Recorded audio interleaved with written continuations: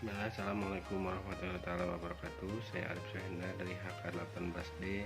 Kali ini berkesempatan akan merampungkan tugas UAS dari hukum kesehatan yang mana diampu oleh Ibu Sartika Dewi. Baik, saya mulai aja untuk pertanyaan nomor 1. Jelaskan pengertian hukum kesehatan, tujuan hukum kesehatan, dan alasan mengapa diperlukannya peraturan dalam bidang kesehatan. Hukum kesehatan adalah ketentuan-ketentuan atau peraturan-peraturan perundang-undangan di bidang kesehatan yang mengatur hak dan kewajiban individu, kelompok, masyarakat sebagai penerima pemberi kesehatan. Tujuan hukum kesehatan untuk meningkatkan kesadaran, kemauan, dan kemampuan hidup sehat bagi setiap orang agar terwujud derajat kesehatan masyarakat yang maksimal dan optimal. Karena dalam hukum kesehatan terdapat sebuah perjanjian atau prestasi di mana antara dokter dengan pasien, dan apabila perjanjian itu tidak sesuai dengan kesepakatan atau prestasi, dan apabila perjanjian itu tidak sesuai dengan kesepakatan atau prestasi, maka seorang dokter atau pasien telah melalaikan tanggung jawab dan bisa dituntut secara tertulis atau secara hukum. Berlanjut pertanyaan yang kedua, apakah pengertian sehat menurut Undang-Undang Nomor 36 Tahun 2009 tentang kesehatan? Menurut pendapat pribadi, seorang dikatakan sehat itu seperti apa jika dihubungkan dengan undang-undang kesehatan? Menurut saya, pendapat sehat itu ialah yang termuat dalam Undang-Undang 36 tahun 2009. Isinya antara lain kesehatan adalah di mana kondisi seseorang yang sehat secara optimal baik jasmani maupun rohani, baik secara fisiknya, mentalnya, spiritualnya, kondisi seseorang dengan keadaan baik secara produktif, bisa bersosialisasi maupun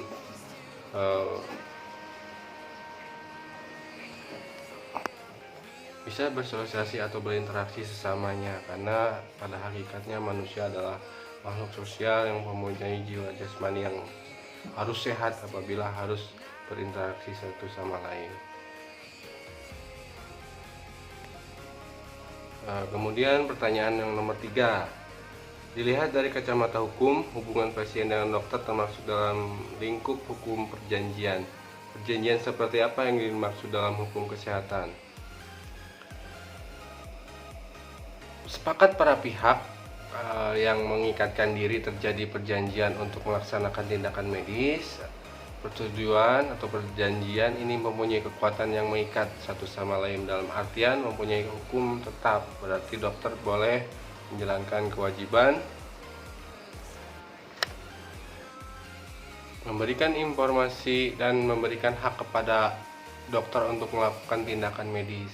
Terdapat pasal-pasal dalam KUHP yang relevan dengan masalah tanggung jawab secara hukum pidana maupun perdata. Di situ tertuang jelas aturan-aturan pidananya mengenai apabila ada kesalahan daripada kelalaian yang disengaja maupun yang tidak sengaja bisa dituntut secara pidana maupun perdata. Kemudian saya berlanjutkan untuk pertanyaan yang keempat. Sebutkan dan jelaskan sumber-sumber hukum kesehatan. Menurut pendapat pribadi, sumber hukum kesehatan yang mendominasi lahirnya peraturan dan bidang kesehatan terdapat di dalam sumber hukum yang mana? Sumber hukum kesehatan ialah ada beberapa poin. Yang pertama, pedoman medis internasional atau nasional adalah dokumen yang tujuan memandu keputusan dan kriteria mengenai diagnosis, manajemen, dan perawatan di bidang kesehatan tertentu. Hukum yang kedua, poin kedua, hukum pidana atau hukum perdata, yaitu yang pertama,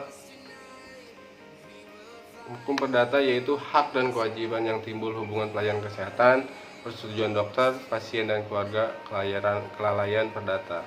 Yang kedua, hukum pidana yaitu kesaksian, kebenaran isi surat keterangan sehat, menyimpan rahasia, aborsi, resep obat keras atau narkotika, pertolongan orang sakit yang berakibat maut atau catatan permanen. Dan poin 3, sumber hukumnya ialah hukum kebiasaan atau traktat, adalah tata cara hidup masyarakat atau bangsa dalam waktu yang lama. Dan yang poin keempat ialah jurisprudensi, adalah keputusan hakim atau pengadilan terhadap persoalan tertentu yang menjadi dasar bagi hakim-hakim yang lain untuk memutuskan suatu perkara sehingga hakim itu menjadi keputusan hakim yang tetap dan mempermudah untuk pelaksanaan penetapan suatu perkara. Dan yang poin selanjutnya masih tetap di sumber hukum adalah ilmu pengetahuan dan literatur. Literatur medis adalah rujukan yang digunakan untuk mendapatkan informasi tertentu. Literatur ini dapat berupa buku ataupun berbagai macam tulisan yang bisa diikuti. Dalam Undang-Undang Nomor 40 Tahun 2004 tentang Sistem Jaminan Sosial Nasional tentang pelayanan kurang efektif karena masih banyak pasien yang ditemui telantar akibat penanganan yang harus menerima persetujuan dari BPJS pusat yang mekanismenya sangat lambat dan terkesan bertele-tele sehingga untuk memakan waktu yang cukup lama, dan akibatnya yang dirugikan adalah sebagian besar ialah pasien, walaupun tidak menutup kemungkinan untuk rumah sakit pun ada pihak-pihak yang merasa dirugikan. Kemudian saya lanjutkan untuk poin sekarang, pertanyaan nomor 5. Jika Anda seorang pengacara, hal apa yang akan Anda lakukan dalam menangani kasus pelayanan BPJS? Hubungkan dengan peraturan Undang-Undang Nomor Kesehatan, Jaminan Kesehatan Nasional atau BPJS atau Undang-Undang Nomor 40 Tahun 2004. Baik, saya akan jawab. Di dalam Undang-Undang Nomor 40 Tahun 2004 tentang Sistem Jaminan Sosial Nasional tentang pelayanan kurang efektif karena masih banyak pasien-pasien yang merasa dianggap terlantar karena di satu sisi lain mereka merasa dirugikan akibat birokrasi di bagian BPJS pusat yang akan sangat bertele-tele sehingga tidak sedikit kondisinya pasien-pasien yang ada di rumah sakit yang menggunakan BPJS sehingga terlantar dengan prosedur yang sangat bertele-tele dan lambat. Itu adalah bagian yang seharusnya kita bisa pangkas atau kita bisa hilangkan dengan birokrasi tidak selambat itu. Itu kalau menurut pendapat saya. Kemudian saya lanjutkan untuk pertanyaan yang nomor 6. Apa yang dimaksud dengan aborsi? Sebutkan dan jelaskan macam-macam dari aborsi.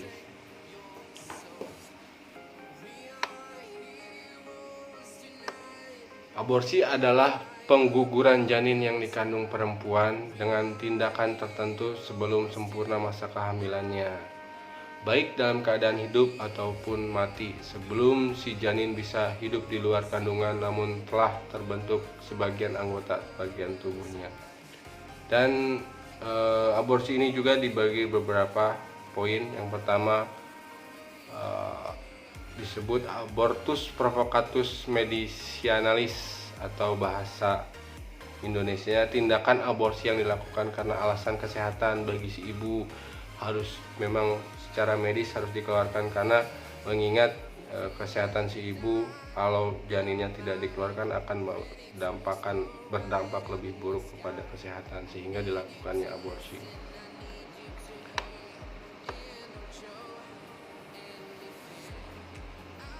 Masih tentang aborsi, poin kedua, abortus criminalis adalah tindakan secara sengaja mengosongkan rahim dari buah kehamilan yang dilakukan dengan sengaja, bukan karena alasan medis melainkan alasan lain, biasanya hamil di luar nikah. Inilah adalah kasus nyata-nyata perbuatan kriminal ataupun perbuatan pidana.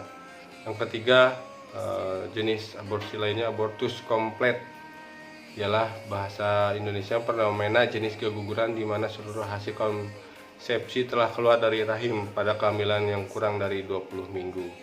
Kemudian ada abortus incomplete yang bahasa Indonesianya emang yang bagian hasil konsepsi yang telah keluar dari rahim yang masih dan yang ada tertinggal.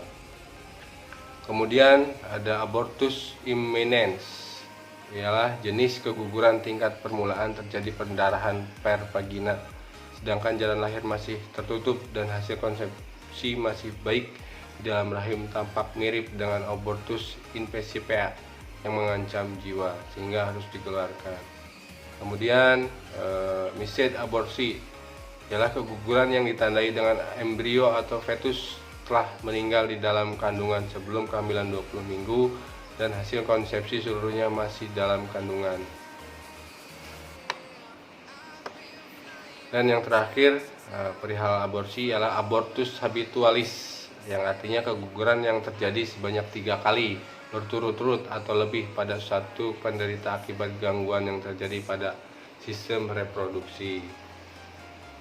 Kemudian saya akan lanjutkan menjawab pertanyaan yang nomor 7. Pengertian dari malpraktik adalah malpraktik yang buruk. Apa yang dimaksud dengan praktik yang buruk tersebut? Dan apa yang menjadi tolak ukur dari malpraktik? Malpraktik buruk yaitu praktik yang tidak sesuai dengan SOP yang seharusnya dijalankan oleh prosedur medis dalam mengenangi seorang pasien. Tolak ukurnya yaitu menyebabkan pasien mengalami sakit yang lebih parah atau menderita lebih parah keadaannya dari keadaan semula, yang berkepanjangan bisa menyebabkan kecacatan fisik secara permanen maupun merenggutnya jiwa, yang menyebabkan bisa kematian. Itu tolak ukur daripada malpraktik. Terus nomor 8 saya akan lanjutkan. Sebutkan dan jelaskan macam dari malpraktik beserta masing-masing contohnya.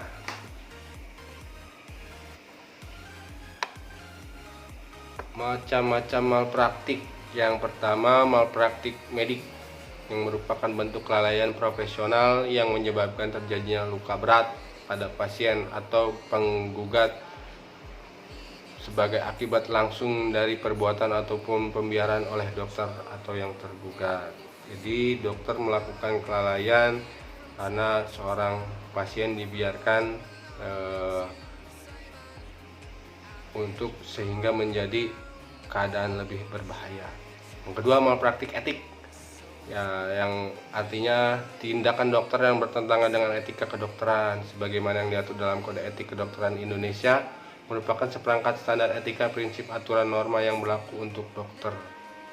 Misalkan aborsi hanya dilakukan untuk kepentingan medis, tapi dilakukan untuk menolong orang-orang yang ingin mengeluarkan janinnya secara dia tidak mau mempunyai janin karena dia anggap di luar nikah. Itu secara etik yang tidak boleh. Terus yang selanjutnya, yang ketiga, malpraktik yuridik adalah pelanggaran ataupun kelalaian yang pelaksanaan profesi kedokteran melanggar ketentuan hukum positif yang berlaku.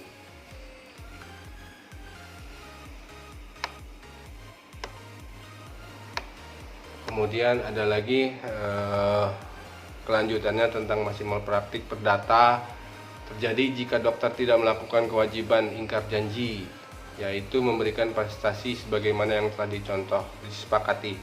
Contohnya, tidak melakukan apa yang menurut kesepakatan wajib dilakukan, misalkan memberikan dosis obat yang seharusnya dilakukan tapi sama dia tidak dilakukan. Kemudian melakukan apa yang disepakati dilakukan tapi tidak sempurna. Artinya memberikan obat, betul memberikan obat, tapi hanya sebagian atau dikurangi daripada takaran yang seharusnya diberikan. Kemudian melakukan apa yang disepakati tetapi terlambat. Itu dia melalaikan daripada tugas sehingga mengakibatkan si pasien menderita lebih parah daripada keadaan sebelumnya karena diperlambat oleh tindakannya yang seharusnya cepat ditangani tapi diperlambat dengan keadaan disengaja. Dan yang terakhir, melakukan apa yang menurut kesepakatan tidak seharusnya dilakukan, yaitu tadi misalkan tidak beri obat dengan dosis sekian yang telah diketahui tapi tetap diberikan sehingga akhirnya menyebabkan kefatalan kepada si pasien. Dan selanjutnya, malpraktik pidana terjadi jika perbuatan yang dilakukan maupun tidak dilakukan memenuhi rumusan undang-undang hukum pidana. Contohnya melakukan aborsi tanpa rekomendasi medis yang harus dilakukan. Artinya tadi medis secara medis dia tidak boleh, karena memang secara rahim dia sehat, tapi atas dasar dia di luar daripada nikah sehingga dia diaborsi dan dokter melakukannya, itu adalah suatu tindakan kriminal atau pidana. Yang kedua, mengungkapkan rahasia kedokteran dengan sengaja. Artinya sebuah kerahasiaan harus tetap dijaga sebagai daripada kode etik untuk dikonsumsi oleh khalayak ramai. Itu juga melakukan suatu tindakan pidana. Selanjutnya, tidak memberikan pertolongan kepada seorang yang dalam keadaan darurat. Nah, ini yang biasanya terjadi di rumah sakit yang menolak pasien yang akan berdampak fatal sebetulnya kepada pasien.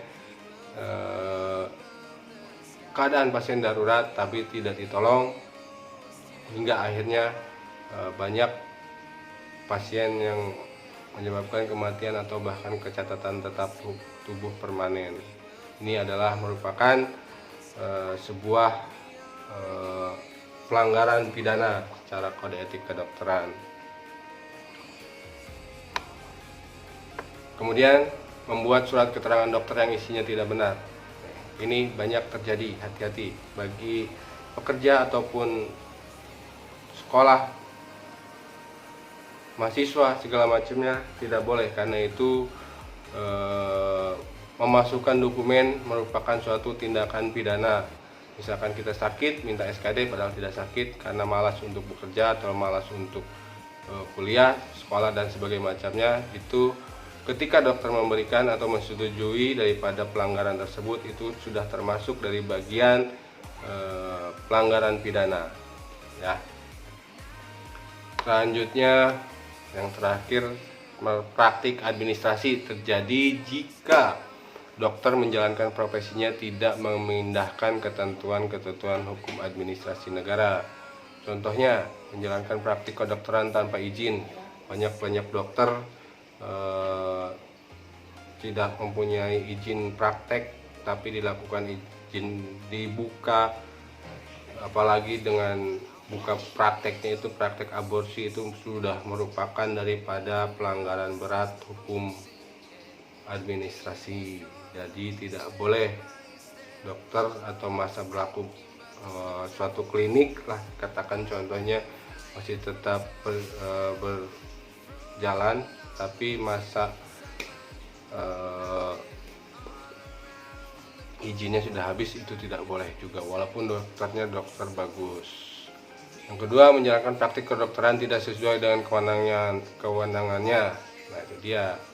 Ada beberapa dokter yang punya kekhususan sendiri apabila dia menangani suatu pasien harus dengan basic dari dia, keahlian yang dia punya sendiri. Artinya ketika pasien menangani kasus paru tapi dia adalah spesialis jantung, itu tidak nyambung sehingga akan mengakibatkan malpraktik itu sendiri secara administrasi, seperti itu.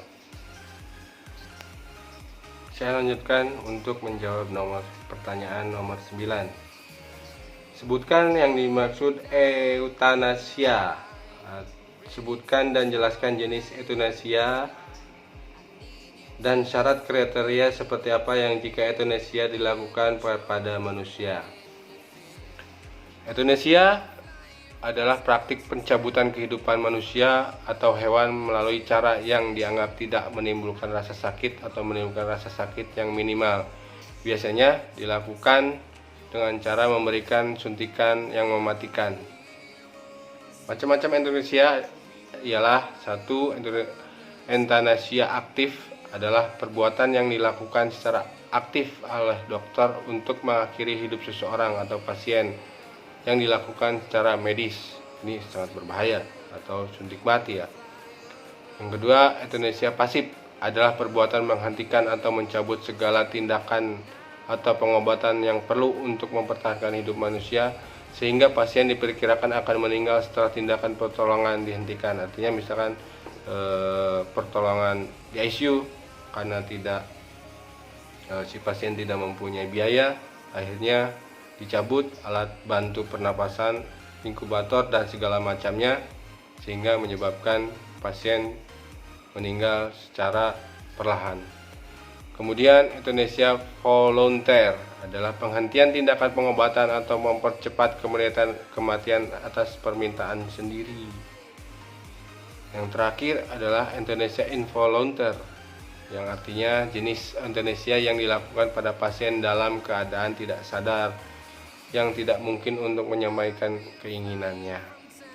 Syarat euthanasia: yang pertama, orang yang ingin diakhiri hidupnya adalah orang yang benar-benar sakit dan tidak dapat diobati, misalkan kanker, itu bisa, ataupun ada keadaan lain yang mengecualikan, misalkan dari eksekusi daripada kasus kriminal yang diminta oleh negara, mungkin bisa saja. Yang kedua, pasien berada dalam keadaan terminal, kemungkinan hidupnya kecil, tinggal menunggu kematian, itu boleh dilakukan euthanasia. Yang selanjutnya, pasien yang menderita sakit yang amat sangat sehingga penderita hanya dapat dikurangi dengan pemberian morfin, misalkan kanker otak yang sudah atau tumor otak yang sudah stadium akhir, biasanya diberi zat-zat seperti ini, zat-zat untuk melakukan euthanasia. Yang terakhir ialah yang boleh melaksanakan bantuan pengakhiran hidup pasien hanyalah dokter keluarga yang merawat pasien, dan ada dasar dari dua orang dokter spesialis yang menentukan dapat tidaknya dilakukan euthanasia, seperti itu. Dan saya akan menjawab pertanyaan yang terakhir, pertanyaan 10, yang mana apakah hukum euthanasia di Indonesia diperbolehkan dan bagaimana pandangan agama dalam kasus euthanasia tersebut, termasuk ke dalam pelanggaran HAM atau tidak.